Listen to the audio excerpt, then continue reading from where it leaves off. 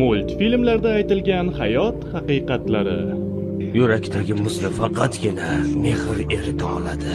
Hamma narsani yomon tomonlarini ko'raversangiz, yaxshi tomonlarini unutib qo'yasiz. Agar faqat bilgan narsalaringga ishonsang, kamolatga erisha olmaysan. Oyijonim, bir yomonlik ortidan albatta yaxshilik keladi deganlar. Odamlarga hech qachon hech narsa yetarli bo'lmaydi. Sen kabi qishloqdan kelgan kichik bir quyoncha o'zining xom hayollari og'ushida barcha jonivorlar birdamlikda do'stona hayot tarzini o'tkazuvchi hayvonlar shahriga keldim deb o'ylaydi. Ammo afsuski u yanglishadi. Do'stlik ham yo'q. Orzularing bu yerda hech kimga qizig'i yo'q. Qalbi mehrga to'la inson hech qachon xiyonat qilmaydi. Ba'zilar taqdir bizning hukmimizda emas deydilar.